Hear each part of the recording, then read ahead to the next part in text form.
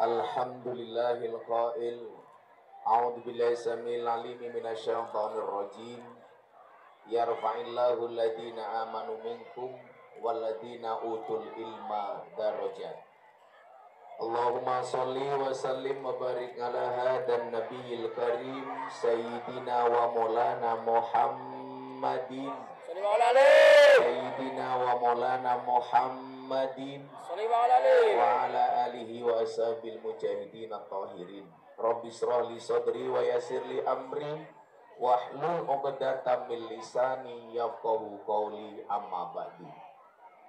Hadratal muhtaramin, para masyayikh, para kiai, para habaib, para ulama, tokoh agama, tokoh masyarakat, jajaran Surya dan Tanfidiyah PCNO Salatiga yang saya muliakan, para pejabat yang berkenan hadir, wabil khusus Bapak Pejabat Wali Kota, jajaran Forkompinda yang saya hormati, Bapak Ibu kaum muslimin wal muslimat, hadirin wal hadirat, warga masyarakat Salatiga rahimakumullah.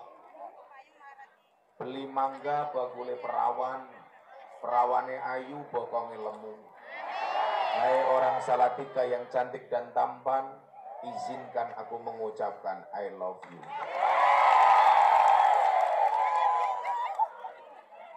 Benar tadi yang disampaikan oleh Bapak PJ Wali Kota, kita hari ini semua hadir atas nama mahabbah, atas nama cinta.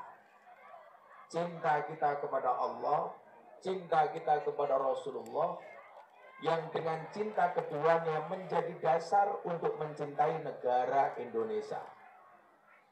Maka hari ini, mari bersama-sama dalam rangka peringatan Hari Santri, yang menurut saya sebenarnya tidak hanya Hari Santri, tapi juga Hari Kiai. Hari Kiai dan Hari Santri. Di mana momentum ini kita diingatkan bahwa tidak perlu diragukan lagi kecintaan santri kepada NKRI. Maka Bapak Ibu yang saya muliakan, santri sendiri itu dari bahasa san itu insan, tri itu yang memiliki 3 hal. Apa yang harus dimiliki oleh santri? Yang harus dimiliki oleh santri adalah Islam, iman, dan ihsan. Yang pertama Islam. 2 minggu yang lalu nama saya sempat trending topik di Twitter nomor 1 gara-gara saya dikira intervensi agamanya Farel Prayoga.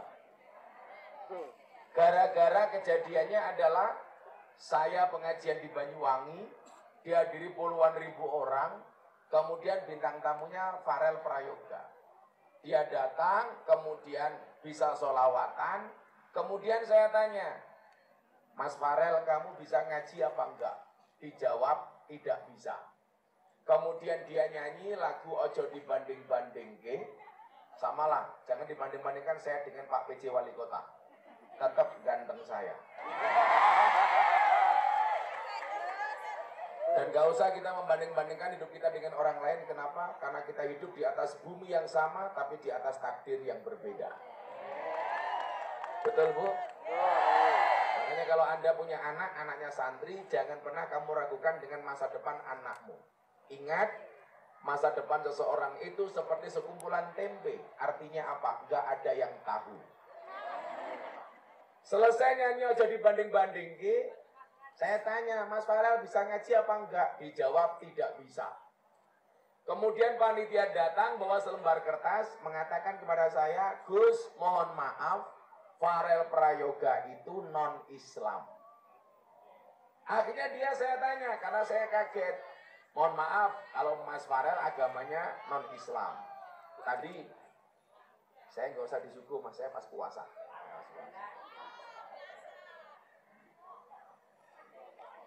Santri rungono, kiai cek posok, santri ora. Jadi waktu itu saya bilang mohon maaf, kalau begitu Mas Farel agamanya apa? Dijawab sama Farel, agama saya privasi. Akhirnya apa jawaban saya? Mas Farel, kalau memang agamamu privasi, apapun agamamu, Tolong taatlah dengan Tuhanmu. Jadilah hamba yang taat. Kamu Kristen, silakan ke gereja. Kamu Islam, silakan ke masjid. Kamu Hindu, silakan ke pura, dan lain sebagainya. Yang menjadi ramai kemudian adalah ketika kalimat jawaban Farel, agama itu privasi, itu diamplifikasi. Menjadi ramai di media. Farel keren, ditanya agama, jawabannya privasi. Nah, kemudian muncul persoalan, Gus, agama itu privasi atau bukan? Saya menghormati bagi Anda yang mengatakan agama itu privasi. Tapi kalau saya mengatakan agama itu bukan privasi, agama itu harus dideklarasikan. Yang privasi itu bukan agama, tapi ibadah. Saya nggak perlu nanya sama Pak PJ Wali Kota, Pak PJ tadi sholat duha apa enggak? Itu privasi. Saya nggak perlu nanya sama beliau, Pak, Anda sudah sedekah apa belum? Itu privasi. Pak, Anda istrinya berapa? Itu privasi. Kalau agama harus disampaikan. Makanya apa kalimatnya? Huwallazi arsala rasulahu bil huda wa dinil haq liyudhhirahu 'ala dini kulli. Agama itu harus dideklarasikan. Itulah alasan kenapa ada kolom agama dalam KTP. Kalau memang agama itu privasi, nggak usah ada kolom agama. Tapi faktanya, bangsa kita mengakui agama dengan mencantumkannya di dalam kolom KTP. Makanya dulu zaman Pak Cahyokumolo jadi Menteri Dalam Negeri, kebetulan sahabat saya, beliau tanya sama saya begini, Gus, ada pihak-pihak yang menginginkan kolom agama dalam KTP dihapus saja. Apa pandangan Gus Miftah? Saya jawab, saya tidak setuju. Seharusnya Anda orang Islam, nama umpamanya Muhammad, agama Islam, bangga dong dengan identitas agama dalam KTP-mu. Maka hari ini yang KTP-nya Islam saya doakan masuk surga. KTP-nya.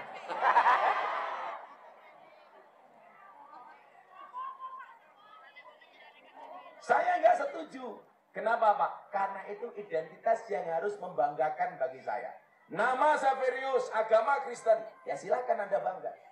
Maka saya tidak setuju kalau kolom agama dalam KTP dihapus. Tetapi kalau yang dihapus kolom kawin atau belum kawin, saya setuju. Setuju Ibu-ibu? Setuju Bapak-bapak? Setuju, codot dilawan. Persoalannya begini Pak PJ Wali Kota. Sejak kapan negara ini bermasalah dengan agama sehingga agama harus diprivasi? Toh kemudian amanat Pancasila sila pertama, ketuhanan yang Maha Esa, itu mengamanatkan bahwa orang Indonesia harus berketuhanan. Dan kalau orang Indonesia berketuhanan, berarti dia harus memiliki agama. Mana ada orang berketuhanan tanpa punya agama? Ada 6 agama yang diakui oleh undang-undang. Islam, Kristen, Katolik, Hindu, Buddha, Konghucu. Saya menyatakan dengan tegas, apapun agamamu berhak menjalankan perintah agamanya tanpa pernah mendapatkan intervensi dari pihak manapun. Yang Islam silakan ke gereja, ke masjid. Yang Kristen silakan ke gereja. Yang Hindu silakan ke pura. Siapa yang melarang? Gak ada larangan. Tapi memang ada kemudian orang-orang yang punya kepentingan. Bagaimana kemudian bangsa ini menjadi bangsa yang tidak akur. Dengan membawa isu agama. Maka kemudian apa? Ada yang tidak terima. Seolah-olah pemerintahnya anti-Islam. Indikatornya apa? Banyak ulama yang ditangkap. Kemarin tanggal 11 Oktober saya diminta menjadi penceramah oleh Presiden di JCC. Acaranya apa Pak Wali Kota? Investori Daily Summit 2022. Itu isinya para pengusaha, CEO, pejabat BUMN, Presiden, Kabinet Pak Jokowi. Saya bingung, ini mau ngomong apa? Acaranya investor. Supaya investor datang ke Indonesia. Ternyata Kalau kemudian kita melihat sejarah Harun ar-Rasyid, orang percaya untuk investasi di kerajaan Harun ar-Rasyid, salah satunya adalah karena adanya integritas dan loyalitas. Loyalitas kepada siapa? Kepada pemimpin. Maka kemudian kita lihat, bagaimana kemudian orang luar percaya untuk menanamkan modalnya di Indonesia, kalau rakyatnya saja tidak percaya dengan pemimpinnya. Maka kalau kemudian orang luar harus menanamkan modal di Indonesia, syarat pertamanya adalah harus ada loyalitas. Maka saya bilang, kebencian yang berlebih kepada pemimpin adalah merupakan pintu radikalisme. Saya bilang, kalau memang Anda tidak suka dengan Pak Jokowi, ya besok pemilu 2024 silakan nyalon sendiri. Sing milih raimu sapa? Wis gak pernah berjuang, gak pernah punya sumbangsi, gak punya jasa, gak punya nama, kok gaya? Betul, Bu?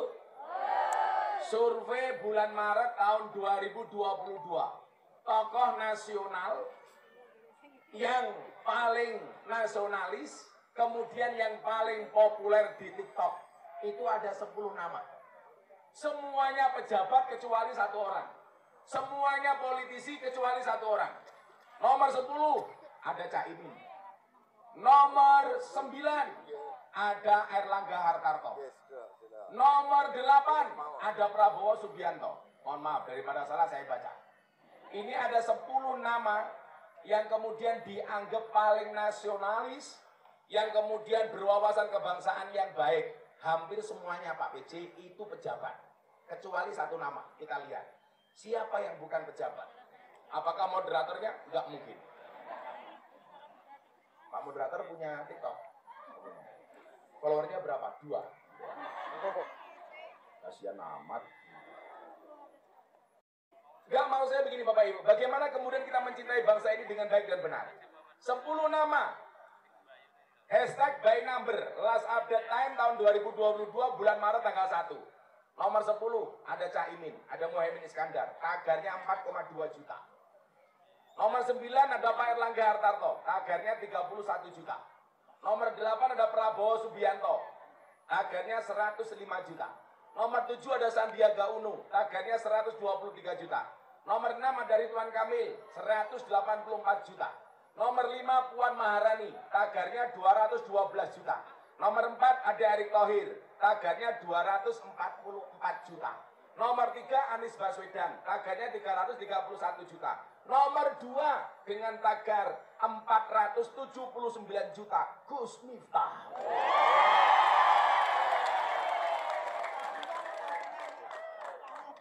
Bukan pejabat, bukan politisi. Saya hanya kalah dari Mas Ganjar Pranowo nomor 1. Api loh, Presiden Ganjar wakili Miftah api loh. Yes, minimal saya sudah menjadi presiden para pendosa.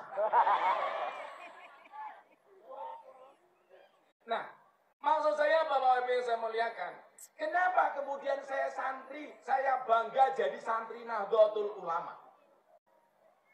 Karena memang sampai hari ini organisasi masyarakat yang begitu konsisten dan istiqomah dengan NKRI, harga mati dan Pancasila sebagai ideologi adalah Nahdlatul Ulama.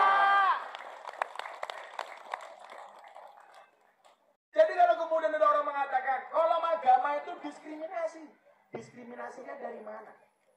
Maka di dalam beragama dan berbangsa, kita sebagai orang NU diingatkan oleh Allah dalam Al-Baqarah 143. Wa kadzalika ja'alnakum ummatan wasaton. Wasatiyah, tawasud. Baik di dalam beragama maupun berbangsa. Gak boleh ekstrim kanan, gak boleh ekstrim kiri. Dulu ada yang berlebih-lebihan Pak. Gus, menurut saya semua agama itu benar, titik.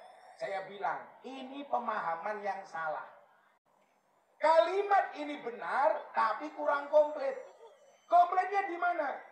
Semua agama itu benar bagi penganutnya. Kalau semua agama itu benar titik, bahaya Pak. Tiap hari kita bisa ganti agama. Senin, Islam. Selasa, Kristen. Rabu, Katolik.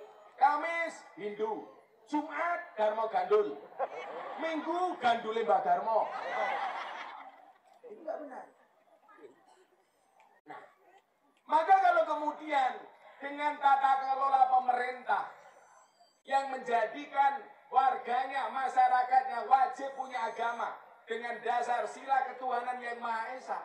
Kok kemudian ada orang yang mengatakan Indonesia pemimpinnya itu anti agama. Anda mengatakan dari mana? Dasarnya apa? Indonesia memang bukan negara agama, tapi sudah sangat agamis. Indonesia bukan negara Islam, tapi sudah sangat Islami. Loh itu kalau memang negara Islami Gus, kenapa banyak ulama yang ditangkap? Yang ditangkap polisi itu berapa dari jumlah ulama yang ada di Indonesia? Dan saya meyakini polisi nggak berani sewenang-wenang menangkap ulama. Menangkap rakyat biasa saja nggak boleh sewenang-wenang, apalagi kiai. Kalau kemudian ada ulama berbuat kriminal, ditangkap sama polisi, itu namanya bukan kriminalisasi ulama, tapi proses hukum terhadap ulama yang kriminal. Jangankan ulama yang berbuat kriminal, polisi berbuat kriminal, dia ditangkap sama polisi. Betul? Makanya jangan kaget kalau ada polisi, nembak polisi, di rumahnya polisi ditangkap sama polisi. Sing mumet yo ndase polisi.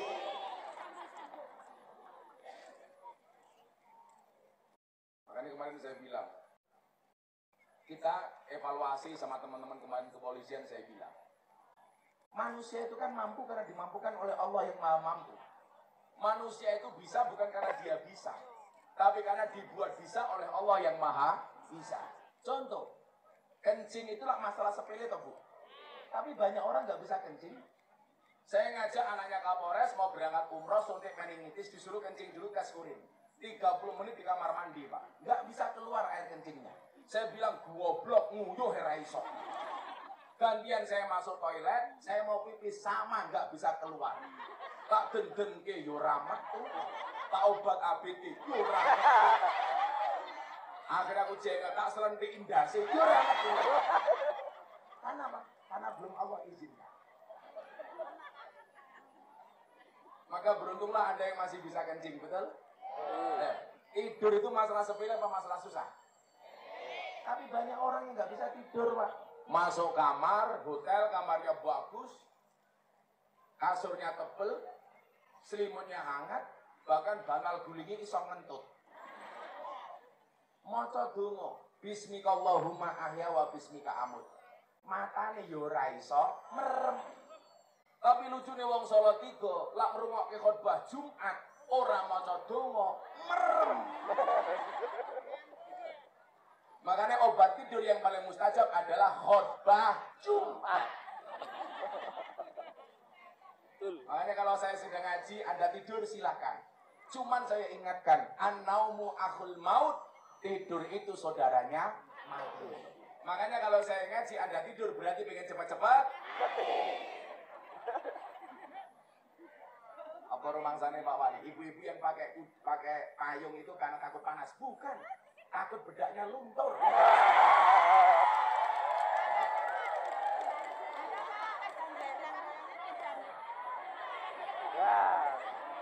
Nah, iki bingung kok delok raine wong wedok. Iki jenenge rai apa papan karambol. Padha-padha kebak bedak. Sallu ala Nabi Muhammad. Jadi kemudian kita dudukkan sama, saya bilang sama polisi. Kawan-kawan saya kebetulan polisi, tanggal 1 Oktober kemarin saya ngaji dengan Kapolri di Probolinggo. Saya bilang, ini membuktikan apa? Bahwa manusia itu tidak mampu apa-apa. Kalau memang manusia itu mampu Pak, seharusnya guru itu anaknya paling pintar. Kenapa? Wong guru itu pekerjaannya memintarkan anaknya orang lain. Tapi faktanya banyak guru anaknya goblok. Berarti guru gak bisa apa-apa.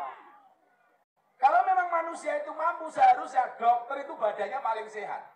Kenapa? Karena dokter pekerjaannya menyehatkan orang lain. Tapi faktanya banyak dokter yang sakit.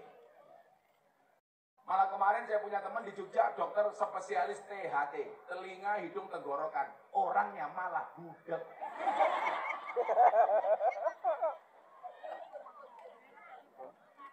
Kalau memang dokter itu pintar, kenapa hari ini ada isu paracetamol yang justru membahayakan anak-anak kecil? Betul? Kan berarti gak bisa apa-apa. Makanya saya punya santri, kamu pengen jadi apa nak? Dokter. Saya tanya, dokter itu pintar apa goblok? Pintar. Salah, dokter itu goblok. Buktinya apa? Setiap orang datang ditanya, kan goblok. Pak Wali sakit apa? Kalau pintar ngapain tanya? Dokter itu yang pintar cuma satu, dokter hewan. Enggak pernah ditanya, langsung disuntik. Enggak ada dokter di Boyolali, dokter hewan tanya sapi-sapi, kamu sakit apa? Enggak. Mbah. Teman saya dokter marah sama saya. Si goblok itu orang Islam, Gus. Lah napa, Dok? Wong Islam ki goblok. Ngopo sing ngentut silite wudu sing diraupi raine? Matamu ku ya.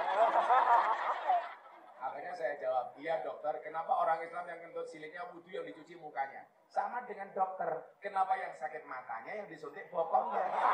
Udah matanya itu disuntik. Betul Bu? Kenapa yang kentut silitnya wudu yang dicuci mukanya?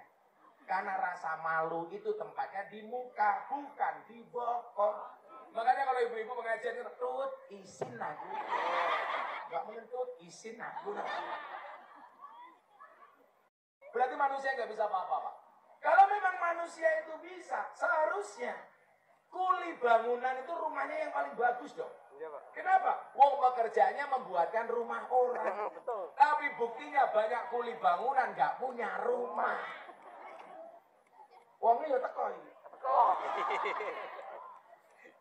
Ini saya kasih satu contoh lagi. Gara-gara ini saya dilaporkan polisi sama lawyer Persatuan Dukun Indonesia. Katanya saya melanggar kasus penistaan dukun. Gara-gara saya bilang apa? Saya podcast sama Atta Halilintar terkait maraknya dukun kemarin. Tujuan saya memberikan edukasi kepada masyarakat. Wong dalil haramnya dukun itu jelas banyak. Man ata arafan au kahinan fa sadaqahu bima yaqul faqad kafara bima unzila ala Muhammadin. Barang siapa yang mendatangi araf, siapa itu araf? Tukang ramal. Au kahinan atau dukun. Fa sadaqahu bima yaqul, dan mempercayai apa yang dikatakan oleh araf atau kahin. Faqad kafara bima unzila ala Muhammadin, maka dia telah benar-benar ingkar terhadap apa yang diturunkan kepada Nabi Muhammad. Berarti nyuwun MUI mengharamkan perdukunan. Lah Atta tanya sama saya, Gus, kenapa dukun itu dipanggil paranormal? Saya jawab, iya. Kenapa dukun dipanggil paranormal? Karena yang datang orang abnormal. Kenapa dukun dipanggil orang pinter? Karena yang datang orang goblok. Nah, kalau memang dukun itu pinter, seharusnya dukun itu istrinya paling cantik. Kenapa? Karena dukun jual pengasihan, jual pelet. Tapi buktinya banyak dukun sing bojone cangkeme merongos. Betul, Bu? Saya kira golek bojo ayu caban ora perlu moro ning dukun. Ingat, kalau kamu ingin mendapatkan istri yang good looking, harus berangkat dari kamu yang good rekening. Wong wedok dilawan. Ingat nak, jatuh cinta itu pakai perasaan, merawatnya pakai penghasilan. Makanya gak ada istilah cewek matre, yang ada cowok kere. Santai Pak Wali, masih siang, mereka kita muliakan. Nanti malam kita bantai. Wedok saya sih mending glowing Pak. Makanya saya punya istilah. Di balik wajah istri yang glowing, ada suami yang gulung komeng.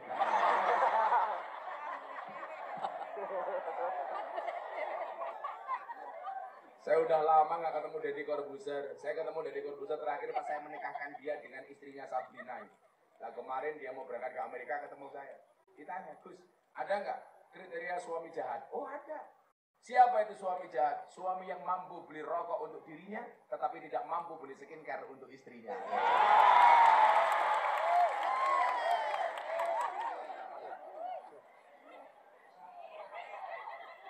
Wong wedok dilawan. Perempuan tuh karakternya satu, Pak, PJ Wali Kota. Kalau disakiti nggak pernah lupa, kalau menyakiti nggak pernah ingat. Itulah. Biasanya jilbabnya putih, Pak.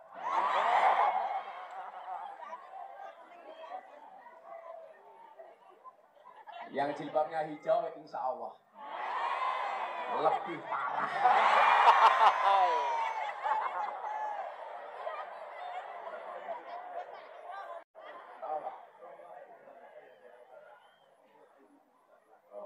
Kata Pak Wali Kota, perempuan itu apa yang dia katakan, tapi apa yang tidak terucapkan. Bukan itu, Pak. Perempuan itu kayak pesawat, Pak. Mau dimengerti tapi nggak pernah mau mengerti. Itulah perempuan. Jangan pernah punya salah sama perempuan. Karena perempuan itu ahli sejarah. Wong lanang bisa salah pisan seumur hidup kelingan. Karena memang perempuan itu kelemahannya satu, terlalu banyak mengingat. Laki-laki kelemahannya juga satu, terlalu cepat melupakan. Makanya ada istilah lali lupane eling ngrasane. Cocok. Kalau ini yang datang para rata muslimat sama fatayat. Saya melihat fatayat atau muslimat itu nggak perlu lihat seragamnya, Pak. Cukup dari baunya. Kalau fatayat baunya parfum lah. Kalau muslimat balsem, Pak.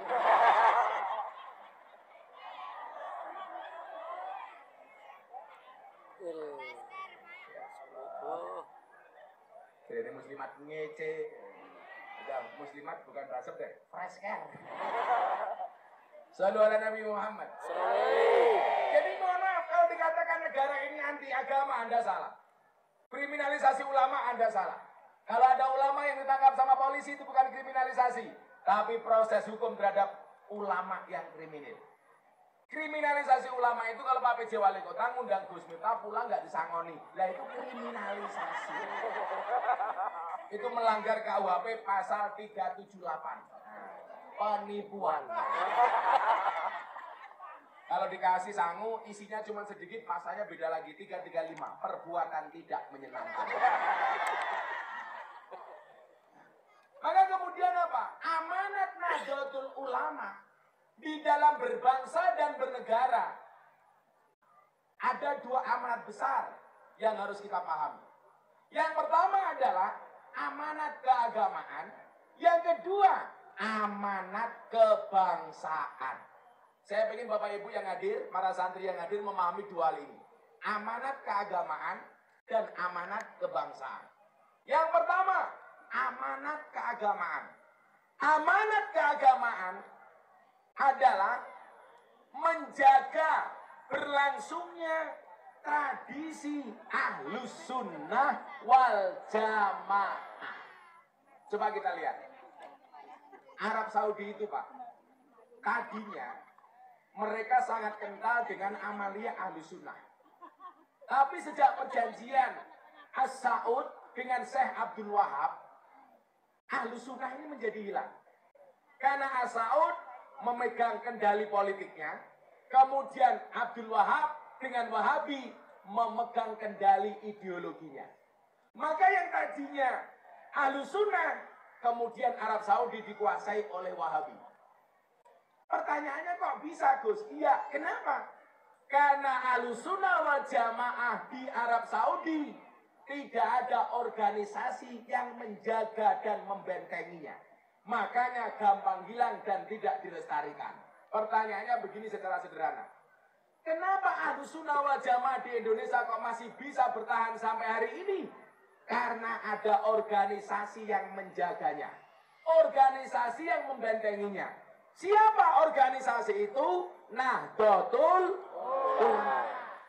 Makanya kalau hari ini ada orang-orang yang mengatakan begini, nggak penting NU-NU-an, yang penting Ahlus Sunnah.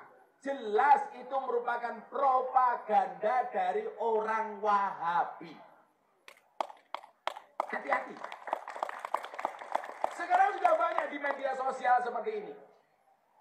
Dan kita memang harus mengakui, Pak Wali Kota, dakwah kita di medsos itu tidak segencar mereka. Survei Carta Politika dan Poltreking terhadap ustadz berpengaruh di Indonesia. Nomor 1 dan nomor 2, alhamdulillah imbang. Head to head. Survei Carta Politika Poltreking. Siapakah ustadz di Indonesia yang paling berpengaruh? Nomor 1 ada Ustadz Abdul Somad, nomor 2 ada Gus Miftah. Yang ingin saya sampaikan apa? Bahwa sebenarnya kader NU itu juga mampu. Kader NU itu juga bisa. Persoalannya mau apa tidak. Kalau kemudian persoalan orang alim, Pak. NU itu gudangnya orang alim. Persoalannya adalah, mau nggak kita berkontribusi untuk Ahlus Sunnah? Mau nggak kita berkontribusi untuk Indonesia? Sekarang masih banyak yang malu-malu, Pak.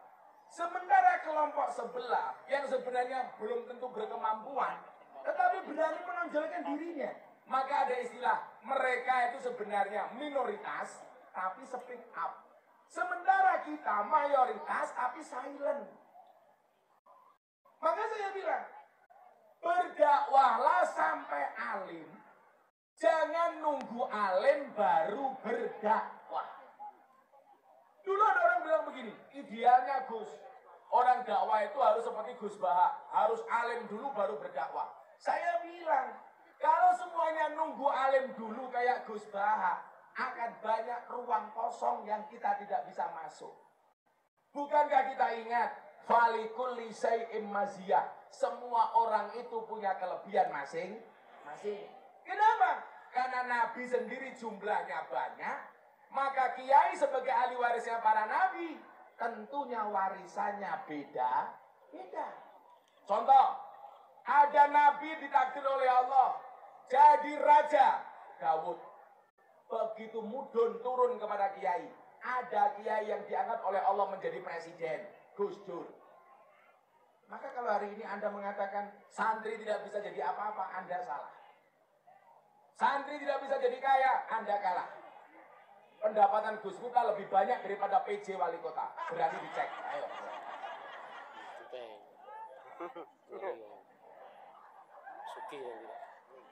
Dulu ceritanya Bapak, ibu-ibu muslimat supaya Anda memotivasi anak-anaknya dan santri-santrinya.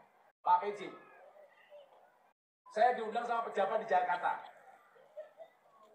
Pengajian sama penyanyi dangdut. Ada kiainya, ada penyanyi dangdutnya. Selesai acara, penyanyi dangdut dikasih fee 150 juta. Gus Miftah dikasih 75 juta. Saya kembalikan, Pak. Pak pejabat silakan uangnya diambil. Loh, kenapa Gus? Anda tidak fair. Tidak fair gimana Gus? Penyanyi dangdut nyanyi 5 lagu. Anda bayar 150 juta. Padahal mau buka titik, jas. Anda tidak fair. Sementara Anda ngundang kiai, suruh ceramah, membangun moralitas bangsa, disuruh memberikan nasihat, Anda hargai lebih murah. Daripada Anda hargai lebih murah, mendingan saya nggak usah Anda bayar. Kenapa Gus? Kalau begini caranya, teman-teman mindsetnya pejabat, lebih menghargai penyanyi dangdut dibandingkan kiai. Selamanya, orang nggak ada yang punya cita-cita pengen jadi kiai, tapi maunya jadi penyanyi dangdut. Akhirnya apa? Pejabatnya mikir, oh begitu ya Gus? Iya. Bukankah kita diingatkan dalam kitab taklim, ro'a itu ahakul hak, hakul mu'alim.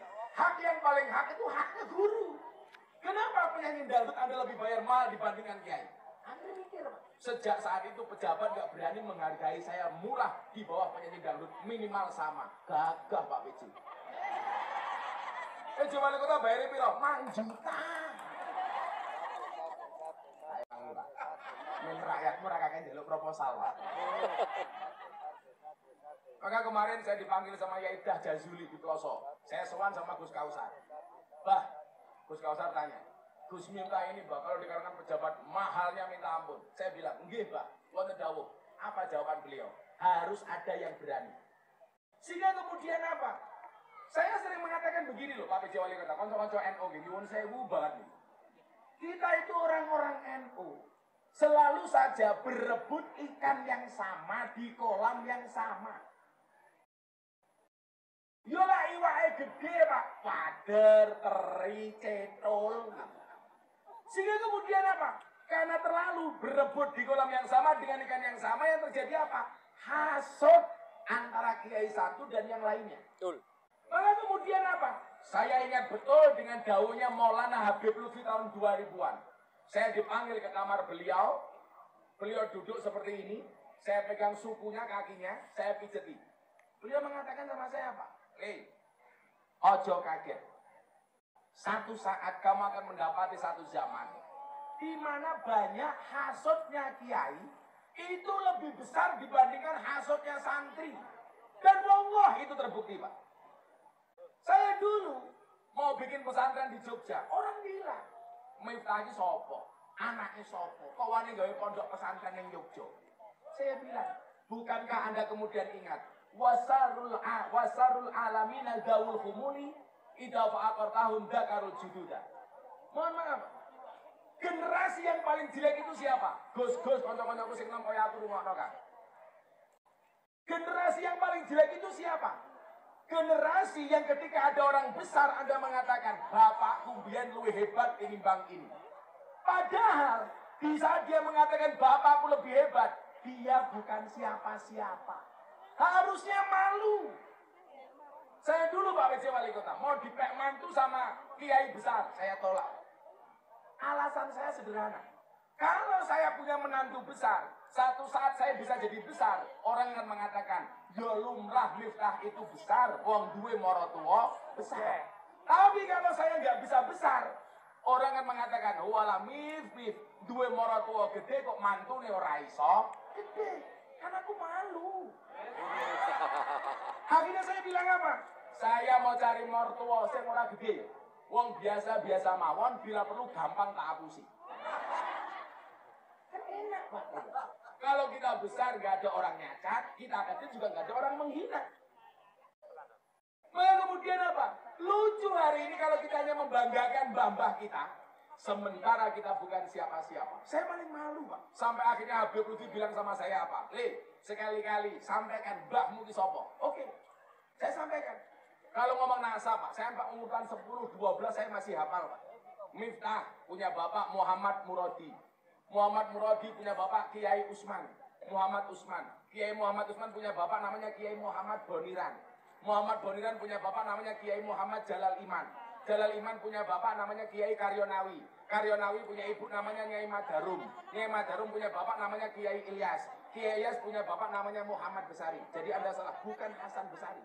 Hasan Besari itu cucu dari Mbah Muhammad Besari. Muhammad Besari punya anak 9, nomor 7-nya namanya Kiai Ilyas. Kiai Ilyas punya anak 3, Nyai Madarum, Hasan Besari. Muhammad Besari punya bapak di Caruban, namanya Anom Besari. Anom Besari punya bapak di Kediri, namanya Abdullah Mursad. Abdullah Mursad punya bapak namanya Pangeran Demang II. Pangeran Demang II punya bapak namanya Pangeran Demang I. Pangeran Demang I punya bapak namanya Panembahan Wirasmoro. Panembahan Wirasmoro punya bapak namanya Susuan Praworo. Susuan Praworo punya bapak namanya Sultan Trenggono. Sultan Trenggono punya bapak namanya Raden Patah. Raden Patah punya bapak namanya Prabu Brawijaya. Apa lagi, bro? Ini larang ya lumrah. Tapi hebatnya apa? Saya mengatakan mbah saya Muhammad Besari. Sementara muridnya beliau, cucunya saja Hasan Besari, itu punya santri besar. Namanya siapa? Ontowiryo. Siapa itu nama komplit Ontowiryo? Yang merupakan murid dari Mbah Hasan Besari, cucunya Mbah Muhammad Besari. Nama komplitnya Pak PJ Wali Kota, Kiai Haji Bendoro Raden Mas Abdul Hamid Ontowiryo Mustahar Heru Cokro Senopati ing Ngalogo Sayyidin Panatagomo Amirul Mukminin Khalifatullah Tanah Jawa Pahlawan Gua Selarong Pangeran Diponegoro. Lah saya malu Mbah Kumbian santrine Diponegoro, Gus Miftah santrine Lonte. Sarkem, Bandungan, Doli, Sunan Kuning, ya Allah. Maka dulu ketika rame yang tadi Anda bilang, klub malam rame, saya dimasukkan ke grup WA Asparagus DIY Jawa Tengah. Pak Wali tahu? Sebulan saya dimasukkan grup, ditoknya Pak. Miftah tidak pantas berada di grup ini. Gak level sama Gus-Gus. Saya alhamdulillah. Begitu saya tahun 2019 viral lagi. Deddy Corbuzier masuk Islam. Saya dimasukkan grup lagi. Akhirnya saya bilang, mohon maaf, saya tidak pantas berada di grup ini, saya keluar saja. Mudar ya. Jadi mohon maaf, apa sih yang kita banggakan gitu? Padahal nyuwun sewu, nggak perlu Anda membanding-bandingkan satu kiai dengan kiai yang lainnya. Falikuli syai'in pak-pakun. Semua orang itu punya pak-pak masing-masing. Kenapa Gus Miftah kok masuk ke Sanggar Palonten, ketemu dengan PSK dan lain sebagainya? Saya punya prinsip. Kulla syai'in idza kasura rahusa illal adaba. Segala sesuatu itu kalau jumlahnya banyak pasti murah kecuali adab. Adab semakin banyak semakin mahal. Tapi kalau barang semakin banyak semakin murah. Kiai itu banyak, yang ngurusi lonte jarang. Siapa? Gus Miftah. Berarti Gus Miftah kiai? Kiai jarang kok kiai lonte loh. Kamu enggak sih? Malah Gus Miftah kiai lonte. Bu, Pak, barang itu kalau sedikit berarti dia langka. Kalau langka berarti antik, kalau antik harganya mahal. Kudunya balik Gus Miftah kiai mahal, malah kiai lonte. Bagaimana nggak mahal Pak Wan? Saya kemarin di Lampung itu lelang belangkon untuk nyumbang muktamar kiai. Gus, muktamar panitia kurang duit, buat disumbang. Saya nyumbang belangkon 1. Belangkon saya pakai 10 tahun, harganya 90.000. Saya jual untuk muktamar NU di Lampung. Anda tahu belangkon saya laku berapa? 900 juta. Belangkon 900 juta. Belangkone wae 900 juta piye sarunge? Apa meneh isine? Isine belangkon. Seneng banget. Makanya kemarin kan saya dapat penghargaan dari Leprit Pak Wali dalam 3 kategori. Lelang belangkon termahal di dunia. Mana ada belangkon 900 juta. Sebenarnya 2 kali saya jual belangkon. Yang pertama laku 200 juta untuk gerakan santri asuh. Yang kedua 900 juta. Kemudian yang kedua saya dapat penghargaan sebagai dai yang paling konsisten. Pengajian di lokalisasi dan klub malam. 22 tahun. Istiqomah. Istiqomah itu pasti berat. Kenapa? Karena kalau ringan namanya istirahat. Yang ketiga, saya dapat penghargaan dari Lepet sebagai apa? Selebriti yang paling banyak wajahnya dilukis di bokong truk. Truk-truk itu bawangnya banyak digambar Gus Miftah itu paling banyak. Lebih banyak dari gambarnya Nikita Mirzani, Atta Halilintar, Raffi Ahmad, Deddy Corbuzier. Lebih banyak gambar saya. Yang paling menyedihkan satu, mobil tangki sedot WC. Oh yono gambarku gitu.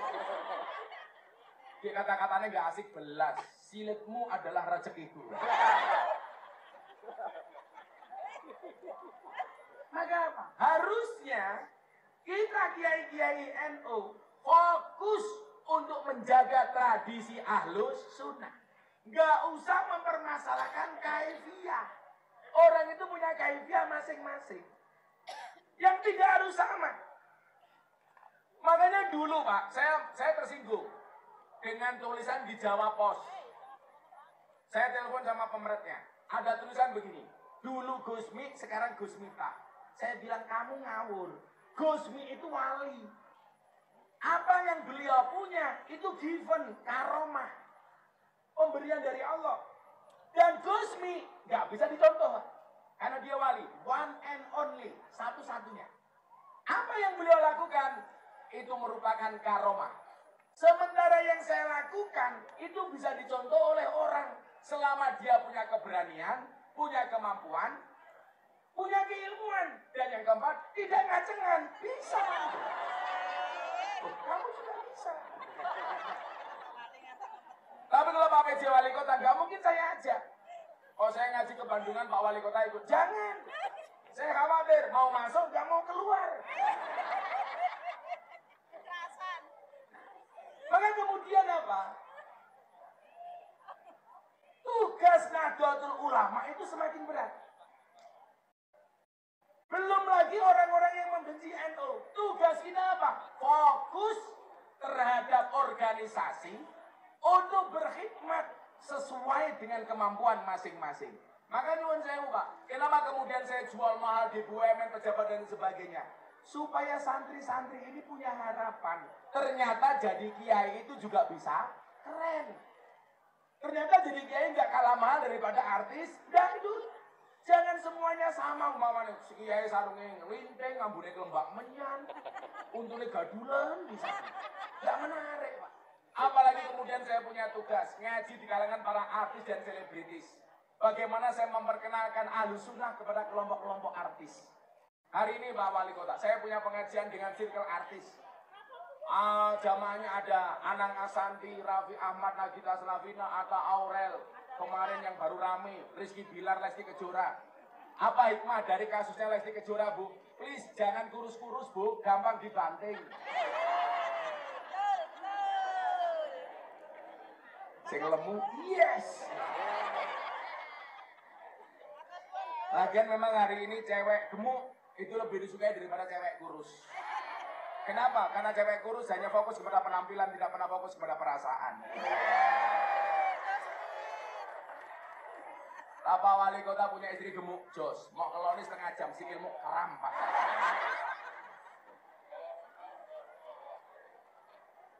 Ciri-ciri perempuan gemuk itu satu, Pak Wali Kota. Kalau dia foto, mesti posenya miring. Soalnya khawatir, matangnya ketok. Tapi kalau laki-laki, Pak Wali jangan gede-gede perutnya, Pak Wali. Karena ada penelitian di rumah sakit Jogja. Laki-laki kalau perutnya besar biasanya manuknya cilik, Pak.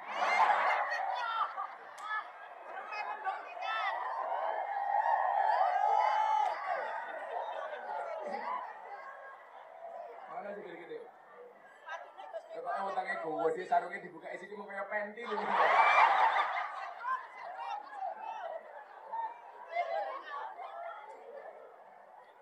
Makanya kalau Gus Miftah perutnya nggak besar, Pak. Makanya kalau orang perutnya besar, perutnya kecil, Gus Miftah perutnya kecil, berarti burungnya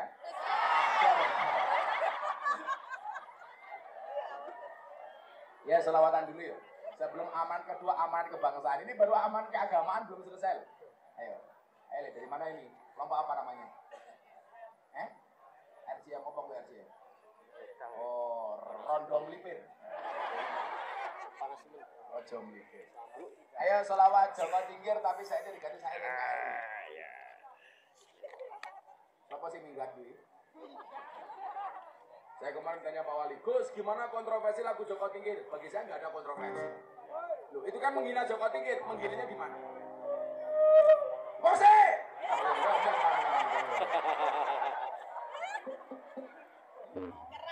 Menghinanya di mana? Lah itu Joko Tingkir ngombe dawet, salah ya apa ngombe dawet?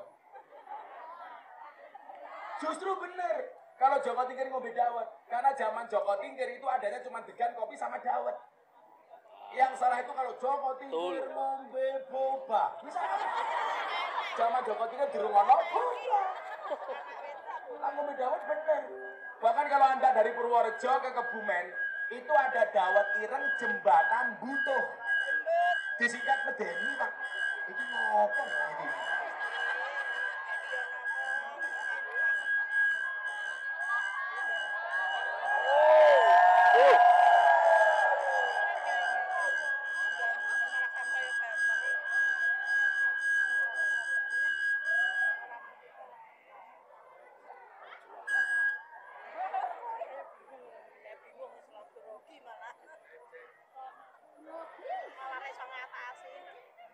Bendera.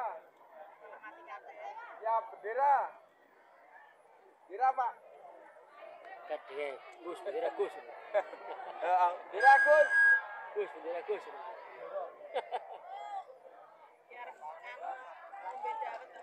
Gus, bendera Gus.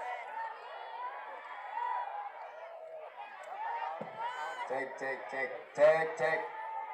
Itulah bedanya sound system sama cewek. Sound system diragati oke, kita wujudi cewek diragati oke, diuntal kancane. Apa Bu? Berdiri. Ibu-ibu lebih suka saya duduk apa berdiri? Itulah perempuan Pak Wali. Di mana-mana suka yang berdiri. Berdiri Salu ala Nabi Muhammad. Sallallahu alaihi. Vokalisnya yang mana vokalisnya? Ayo mbak, nyanyi mbak.